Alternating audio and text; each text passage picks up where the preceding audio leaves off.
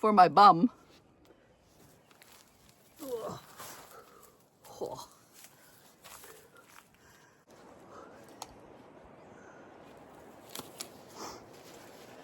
Hey there, it's a beautiful spring day. I came out yesterday to try to do this bed in front of the vacation rental, and I found it just too hot. Too hot.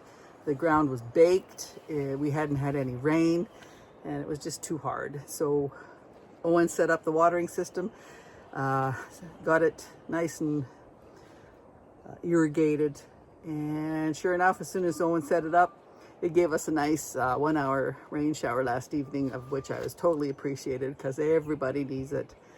And it'll green everything up. Here with my hoary knife, one of my favorite tools, right? Digs really nicely. It's got a blade on the one side to be cutting stuff. And just plug away at this garden to clean it up before things get growing too far and it's harder to get in here because it's quite a full bed. I was thinking about after age 60, especially when you're retired, how our energy is limited. Well, it's limited. It's less than when you were in your 30s, that's for sure. And we have to kind of guard our energy batteries and kind of pace ourselves a little bit better. And that includes a lot of things that I just don't do anymore or put myself through anymore in retirement. And it's certainly helping make me a happier person. That's, oh God.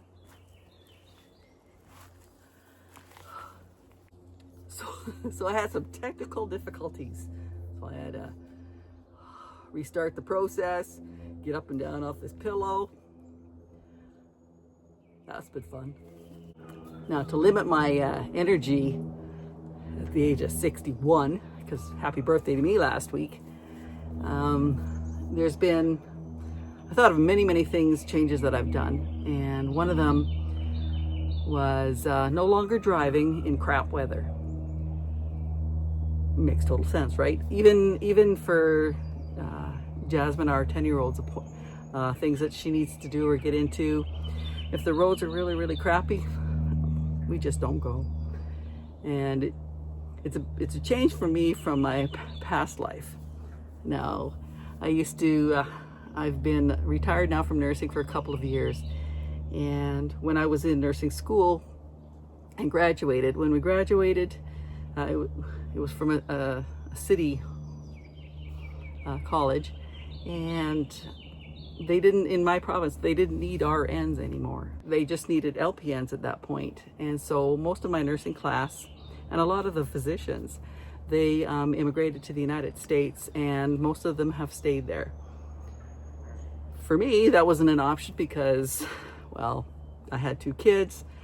You gotta keep them close to their dad and all that kind of stuff. So I stayed in that town, in that city, and I started looking for work, and I could only find work 45 minutes away in a tiny little town where there was long-term care upstairs, and downstairs there was outpatients kind of clinic stuff. And so I got to experience all sorts of interesting things that the regular RNs probably don't, especially when I graduated. There was several physician transfer functions that they did with us. We did chemotherapy. There was things like esophageal dilatation, where if your esophagus, if there's some injury or whatnot, and you've got scarring that's building up, that needs to be opened up. And so we'd be setting out all the different sized hoses with the tapered ends, these solid hoses, and it would go down the throat of.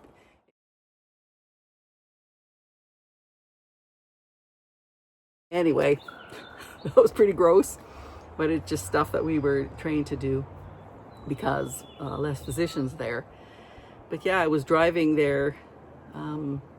There was a couple of giant hills on the way on that highway, and especially in the winter, it's just terrible. And yeah, a lot of white knuckle driving. And I just don't want to put myself through that again. And when I worked later on in long-term care here, closer, and lived a half hour away, it was the same thing, except I was on night shifts. And a lot of care of the highways doesn't happen at 10:30 at night.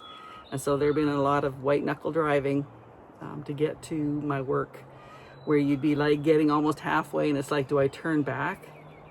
There's really no point in that, because either way you got to go the same distance and you're still driving with them white knuckles, trying not to fly off the road. And yeah, no interest in doing that kind of thing anymore. I know that Owen is fine with leaving me his Blazer, which is a four-wheeling thing, but again, if the roads are really crap and the visibility is crap, I'm not going to do it. And I'd rather he have that vehicle for his long trips to his job, which is about an hour quarter away. So yeah, not going to do that no more. And the days of me wearing uncomfortable clothing are pretty much done, right? Especially with some weight on you, things are binding and tight as it is. So I spend as much time as possible in comfortable clothes. Gardening especially, you're up and down and around. I've got the most stretchiest old t-shirt there possibly could be, just the most comfortable thing. I'm usually wearing pants like this, palazzo pants. They're just stretchy and forgiving and doesn't bind at all. Footwear, I was never really one for heels. I'm already plenty tall, 5'8.5", and the occasions when I would wear these heels, it would put me over 6 foot. And I also wasn't very graceful in it. I looked like a newborn calf walking around in these high heels. So especially since a couple years back when I broke 3 metatarsals in this foot, I'm more interested in comfort in the feet, and I'm even trying barefoot shoes. And yeah, just trying to strengthen the little muscles in my feet. And yeah, I'm just more interested in comfort than trying to be stylish, that's for sure. One of the things Owen and I both agree on is no more camping in a tent, the tenting. When we were first dating and whatnot, he did take me to, ask me if I remember, Whistler?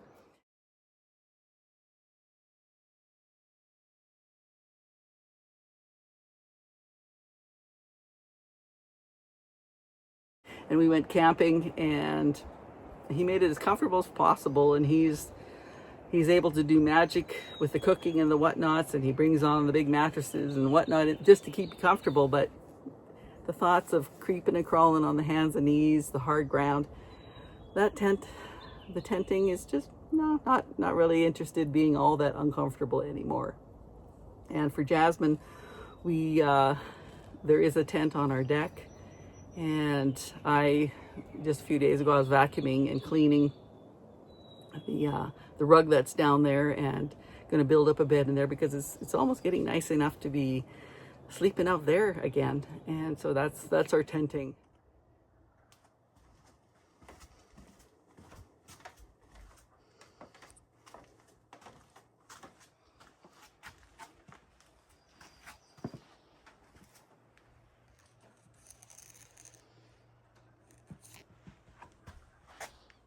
And that's all I can tolerate. And I'm just not going to be doing that kind of tenting anymore. Oh, waiting more than 20 minutes for somebody or something. I'm just not interested in being waiting, unless of course it's a doctor's appointment, right? But as far as waiting for somebody to show up that may or may not show up, not into that anymore. I'm not into those giant lines where you're just standing there forever. Just not into it. And I remember when I was doing the online dating, and over the span of 2 years, I met 30 men spread out. A good quarter of them were no-shows, but you don't know that while you're waiting, right? And so after a couple of them, it's like, yeah, this is just silly. I'm not going to be doing this no more. So what I did just in case there was an issue, you just never know, I would order a cup of coffee right away and maybe a bowl of soup. If we were supposed to meet for a meal and nobody's showing up, I would order myself a bowl of soup. And as soon as that coffee was done, or that soup bowl was done, I would gather up my stuff. I would go home, and I would not entertain or answer any apologies or anything from that person, because on to the next, right? I no longer put myself through going to events that I don't like being at, right? It's just yucky. It's not comfortable.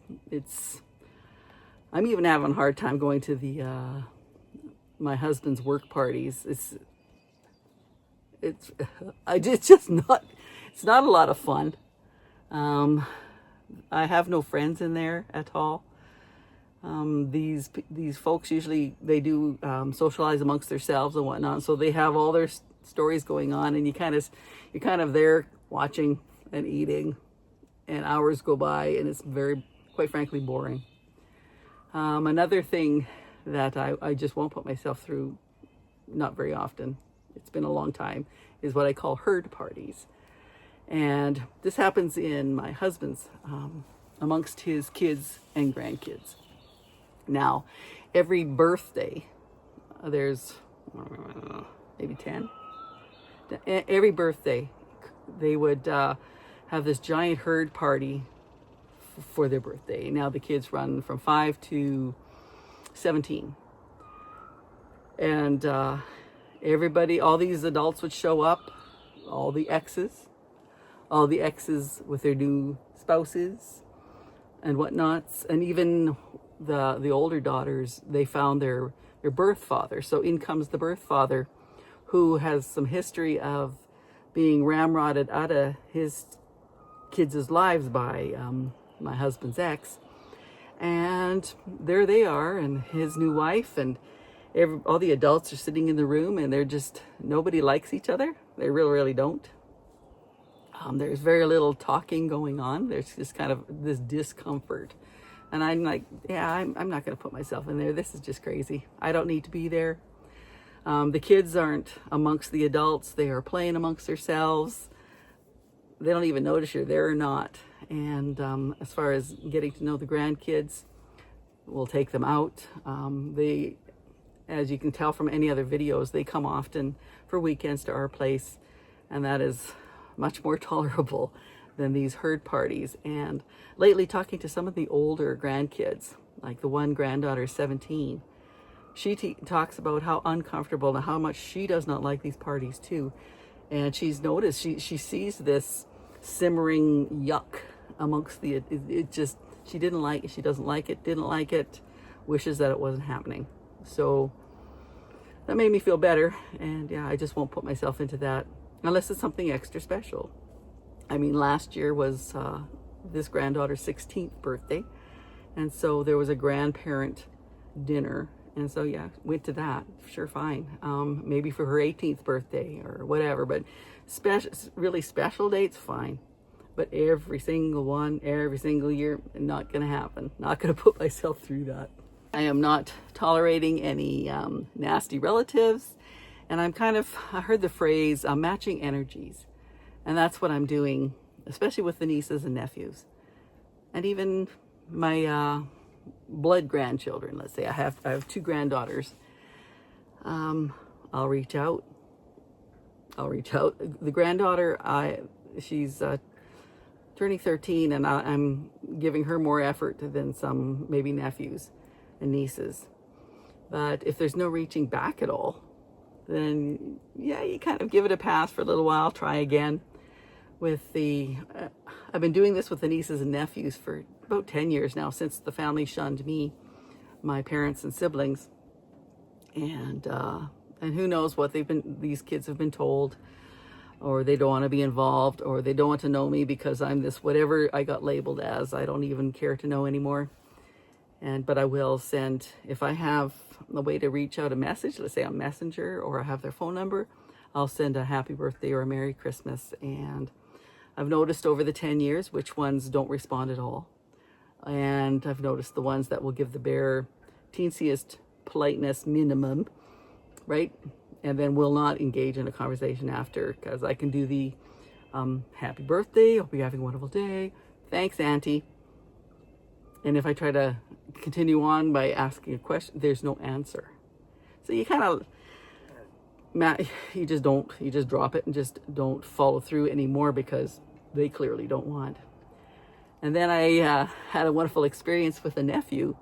I had wished him a gosh, I think he's about 27, his 27th birthday, and he was just chatting.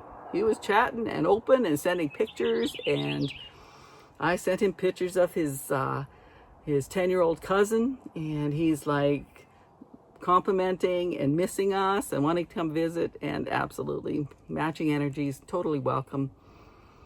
And I'll just kind of keep that going, but I'm not going to be chasing these relationships. And I found that I have about a 2 to 3 hour window in my life battery, especially in public events. Things like, let's say, my husband's Christmas parties. At about hour 2 to 3, I'm just ready to, I've had it. I want to leave. I've been peopled out.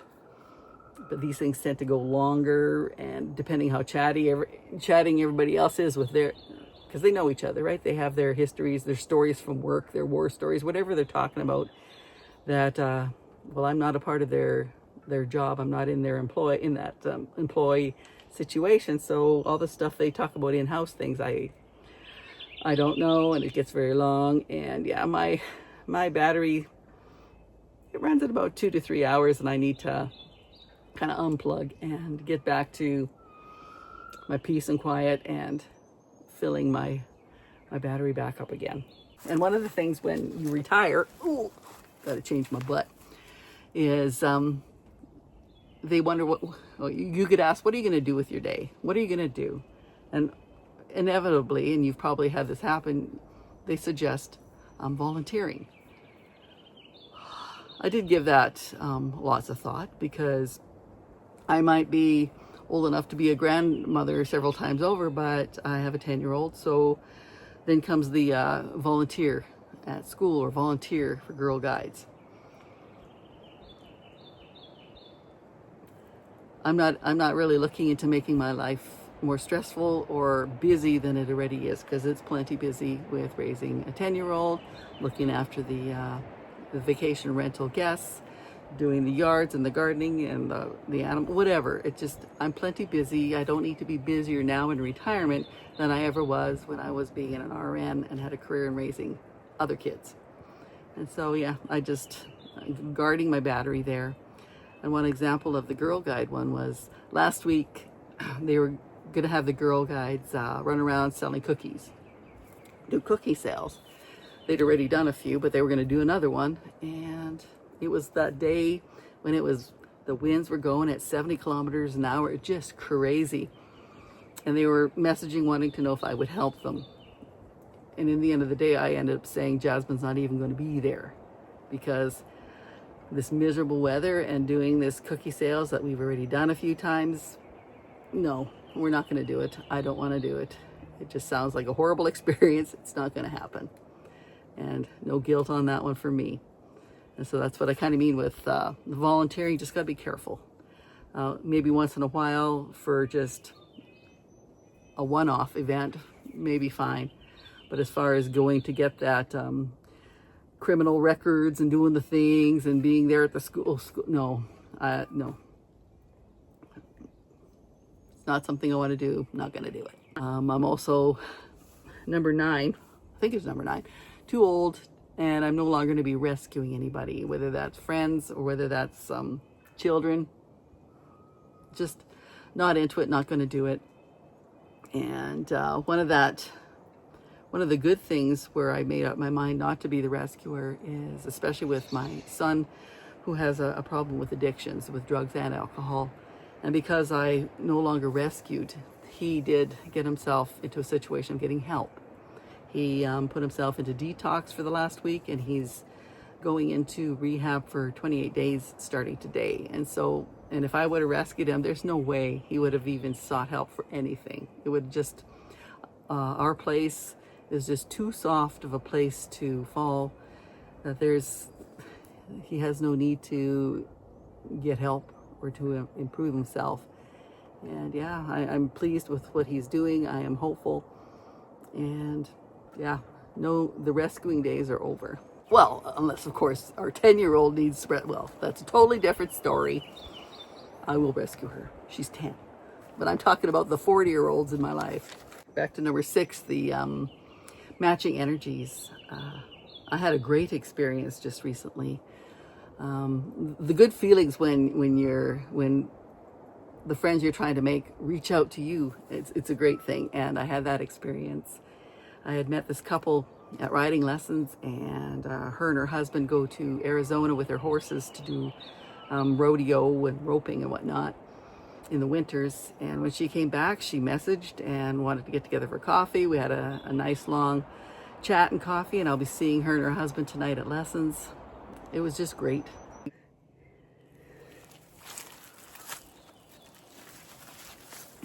Whoa, I don't know why that shut off randomly for no reason.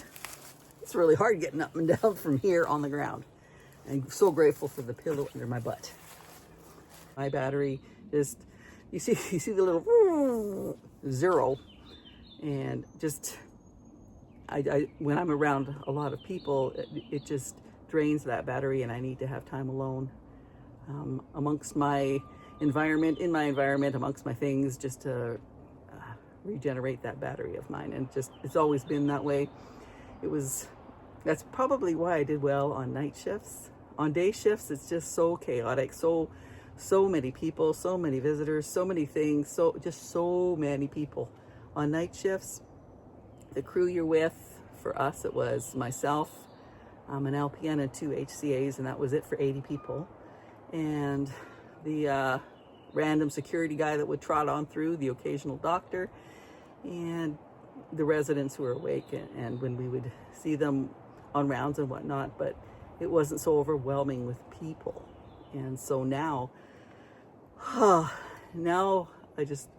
I so enjoy my alone time. I enjoy my peace. I enjoy not being on all the time like you are when you're a nurse. Always caretaking, always doing. Just, it feels so good to be here in my life right now. And number 10, I'm done explaining defending my life choices anymore. I've reached this age and I've made some massive errors along the way. Absolutely. You don't get to have 3 divorces by doing everything right. So I have made terrible errors, and I just won't accept any more, I don't know, shaming for it. Trying to make me still be sorry for my bad decisions of 40 years ago. It's just not happening. Yeah, I'm no longer beating myself up. I could write a book of my bad decisions. I'm just not going to beat myself up anymore. It does no good. It just makes me feel like crap. And the whole point in this stage of my life is to heal all those areas. And I'd had a call from my elder daughter. She's 42, and it was a wonderful 2-hour conversation. It was just great. And one part that really touched my heart was she said that the older she gets, her and her husband, no kids, just 2 dogs, are getting quite wealthy. Life should be good for them, but there's some issues they have to deal with. So clearly money doesn't make you happy if there are other issues they have to deal with.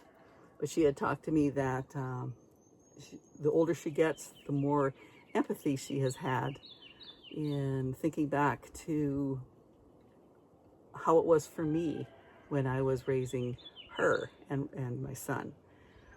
I had her when I was 18.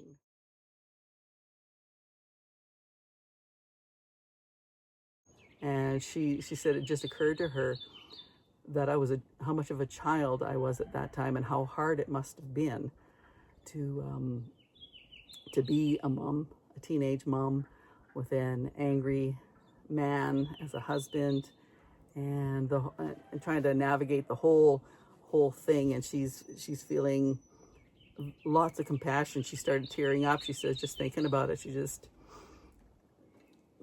was very kind and very supportive. And it's a long way from what it was for her about even 10 years ago. It just warms my heart. And again, matching energies. I will open up more to her as she opens up more to me, and our relationship is improving, and that's what I was hoping for. And I'm just grateful, and I will keep nurturing that and growing that. So those are 10 of the things that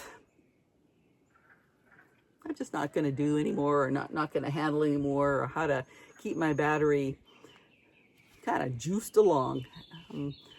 One of the exciting things I have for the next video is, and I got to call it something about when the chickens come home to roost, because Owen got a hold of our neighbors. Apparently the chicken family is moving in on this coming Saturday. It'll be the rooster and his 4 sister wives. They're coming to live with us as that family, and I, just for fun and education, I ordered up a egg incubator so that we can hatch out some eggs. Hatch out some eggs at least once this spring. I looked up and it said to just get her done by into June, and it takes, I did researching, it takes about 21 days to hatch these eggs, so I'm gonna give it a go this spring and see how it is. It'll be a lot of fun for me. It'll be a whole hoot of fun for Jasmine and an education for her. And yeah, that's what's coming up for the next one. This is Annette from Carpe Omnia After 60. You take care.